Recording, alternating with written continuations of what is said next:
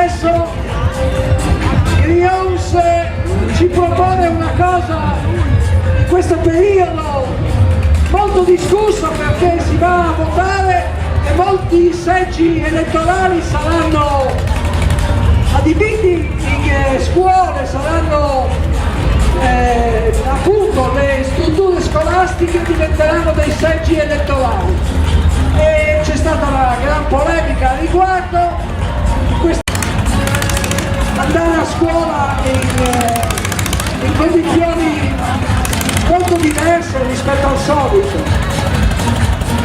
e quindi la scuola come momento di aggregazione, momento di comunità, momento per instaurare amicizie nuove o continuare con quelle già consolidate. Eccola qua la scuola che vede dentro ragazzi di ogni età, perché la scuola non ha anagrafe, non ha differenze, oppure se ce le ha, vive nelle differenze, nella relazione tra differenze.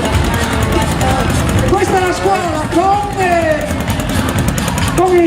lo scuola bus. Già, cosa? Perché? Se stai zitto tu devo parlare io, va bene. Con lo scuola bus Amazon.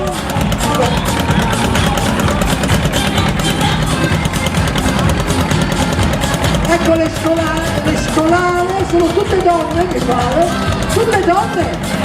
Ci sono i maschietti, ecco, divisi come un tempo, sì. Niente classi miste. Io ho fatto la scuola una volta, eravamo in 21 ed ero l'unico maschio. Ma forse non abbiamo io qualcosa, non lo so. Però stavo bene.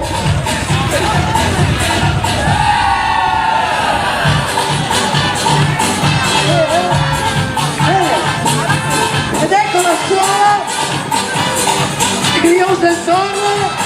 C'è la scuola Grions del Torno elementare? Sì. La Grions del Torno era una scuola elementare. Allora qui davanti abbiamo tutte le comunucce, siccome le classi sono separate divise, qui sì, abbiamo i maschili.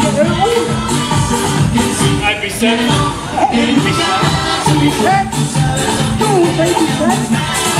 Da quanto sei?